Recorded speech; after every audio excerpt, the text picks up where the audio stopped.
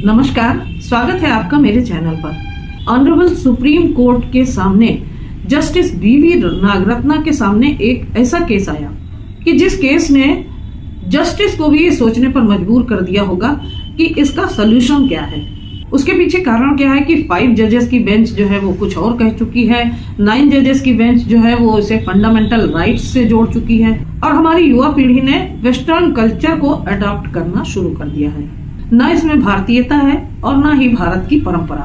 मैं यहाँ एक ऐसे जजमेंट की चर्चा कर रही हूँ जिसमें ऑनरेबल सुप्रीम कोर्ट को भी ये कहना पड़ा कि आप यहाँ क्यों आए हैं, इसमें हम कुछ भी नहीं कर सकते, हम आपकी कोई मदद नहीं कर सकते।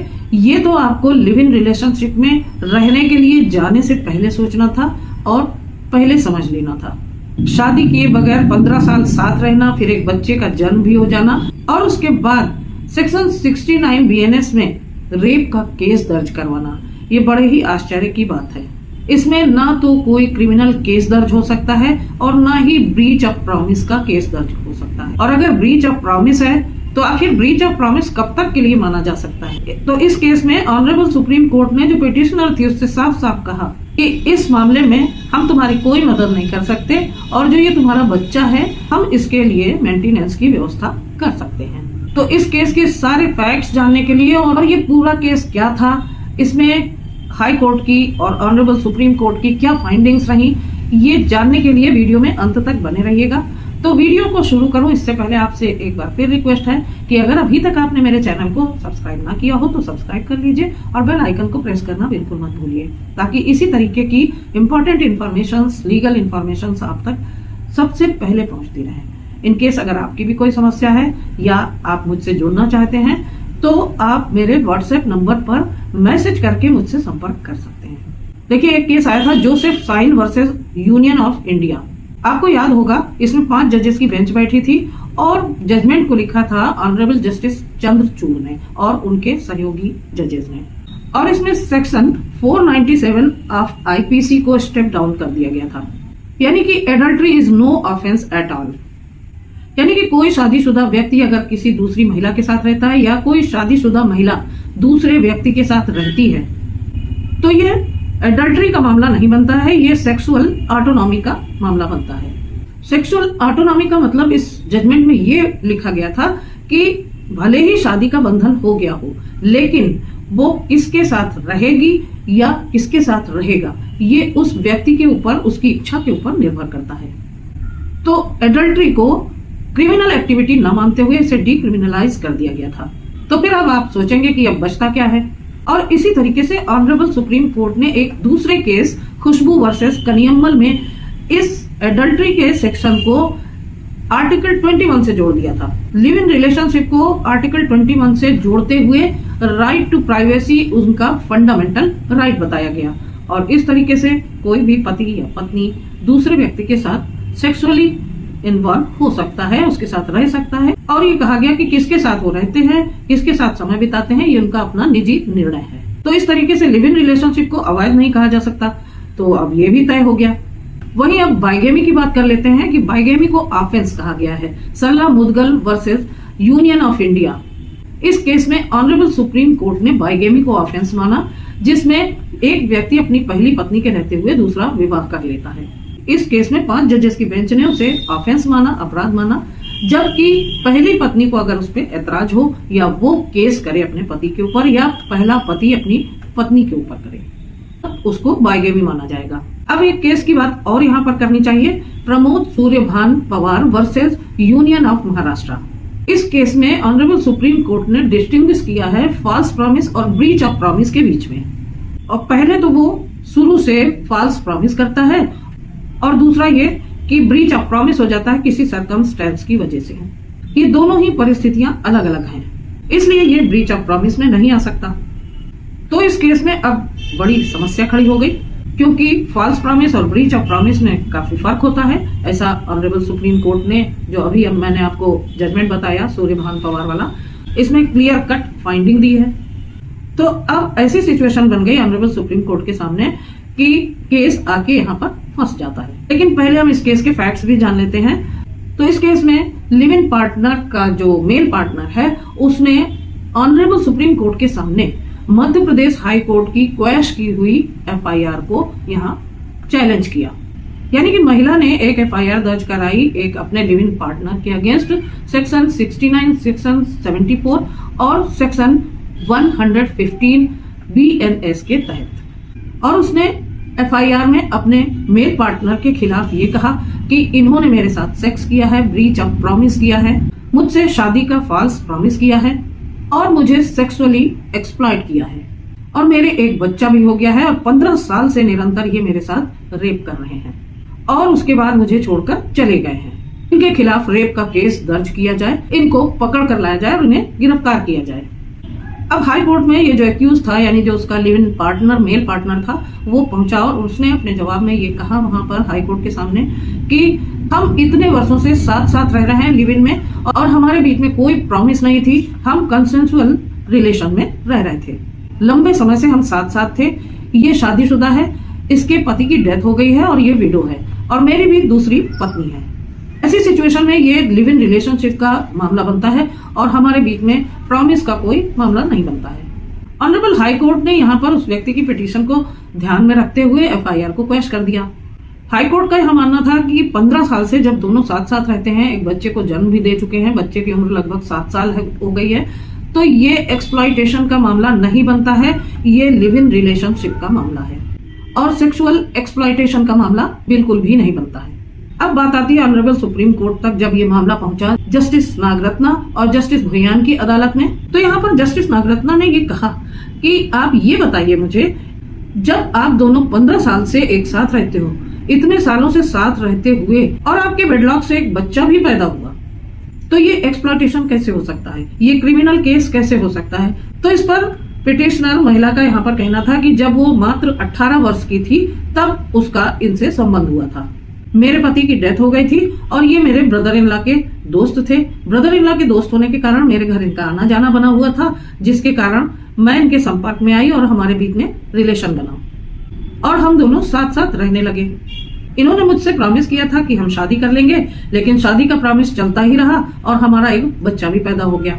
बच्चे की उम्र आज 7 वर्ष या 7 वर्ष से ऊपर है और मिलाड अब ये 15 साल बाद मुझे और मेरे बच्चे को छोड़कर चले गए।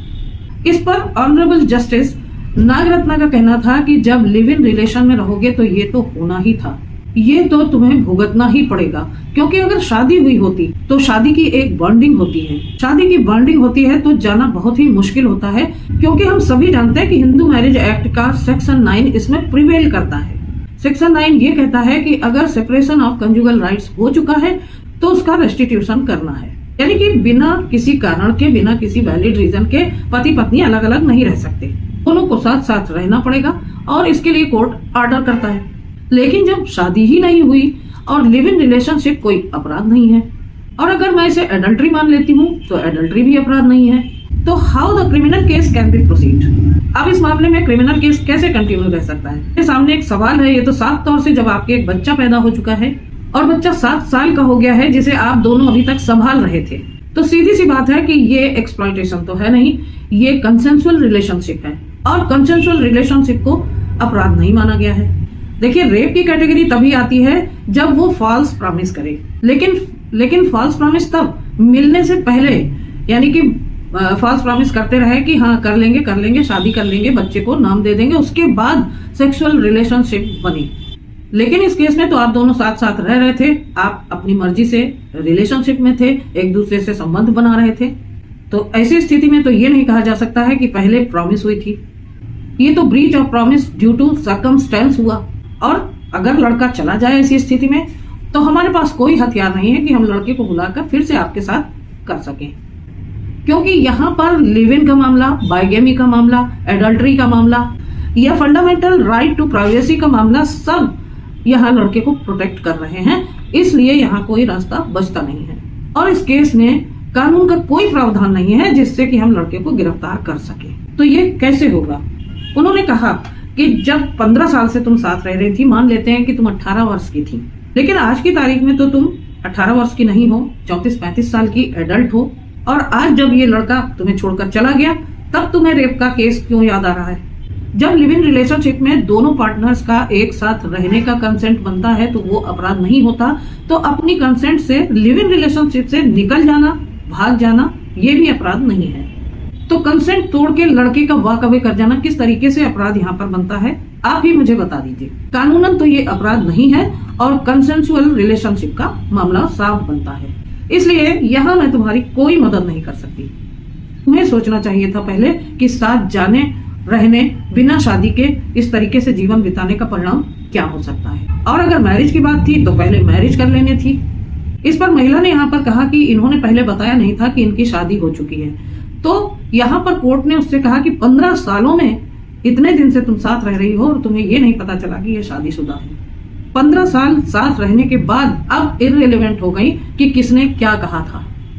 तो जब किसी दूसरी महिला के साथ या पुरुष के साथ रहना कोई अपराध ही नहीं है तो यहाँ, और एडल्ट्री जब उसको डिक्रिमिनलाइज कर दिया गया है तो फिर कोई अपराध है ही नहीं। यहाँ पर सुप्रीम कोर्ट में कंसेंसुअल यानी सेक्सुअल ऑटोनॉमी का मामला तय हो चुका है, तो तुम्हारी ओर से कोई क्रिमिनल केस नहीं हो सकता। या तो तुमने शादी कर ली होती, फॉल्स प्रॉमिस पर तुमसे शादी की होती और पहली पत्नी छुपाई होती। तो तुम्हारी तो शादी ही नहीं हुई है, तो इसमें पहली पत्नी वाला फार्मूला कैसे लग सकता। और चूंकि तुम लोग 15 साल से एक साथ रह रहे हो तो यहाँ पर धोखे की बात भी नहीं उठती है, क्योंकि तुम दोनों लिव इन रिलेशनशिप में रह रहे थे और रिलेशनशिप से एक बच्चा भी पैदा हो चुका है और अभी तक बच्चे को साथ साथ दोनों लुक आफ्टर भी कर रहे थे।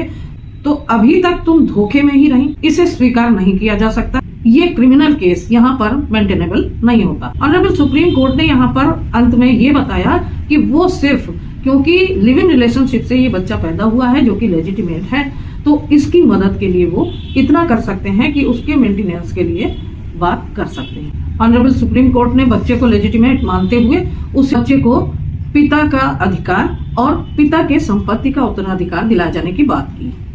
ऑनरेबल सुप्रीम कोर्ट ने यहाँ पर कहा कि हम बच्चे को रिटर्नेबल नोटिस इशू करते हैं, वो आए और मेडिएशन सेंटर में आपके साथ बैठे और आप दोनों ये तय करें मेंटेनेंस कितना होगा और कैसे होगा, कितना खर्च आपको मिलेगा और बच्चे की परवरिश कैसे होगी। ये सारी बातों पर आप दोनों बैठकर मीडिएशन में तय करें। लेकिन ये क्रिमिनल केस यहाँ पर मेंटेनेबल नहीं है, ये तो तुम्हें भुगतना ही पड़ेगा। अगर तुम्हारे अंदर इतनी भी मेच्योरिटी नहीं थी तो फिर हम आपकी कानून से कोई मदद नहीं कर सकते। ऑनरेबल सुप्रीम कोर्ट ने लिव इन रिलेशनशिप के संबंध में यहाँ बिल्कुल साफ कर दिया कि अपने खुद के निर्णय से कोई रिलेशनशिप में रहता है, लिव इन रिलेशनशिप में रहता है, एडल्ट्री में रहता है, तो लड़का भाग सकता है, लड़की भाग सकती है और कानूनन उसकी कोई भी मदद नहीं की जा सकती है, क्योंकि ये अपराध नहीं है। एडल्ट्री और लिव इन रिलेशनशिप को डिक्रिमिनलाइज किया जा चुका है।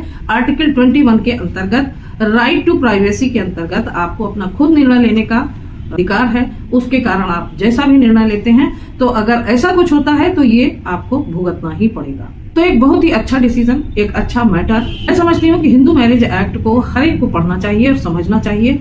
इसी कारण से आप तक इस तरीके की इंफॉर्मेशन पहुंचाना बहुत ही जरूरी है।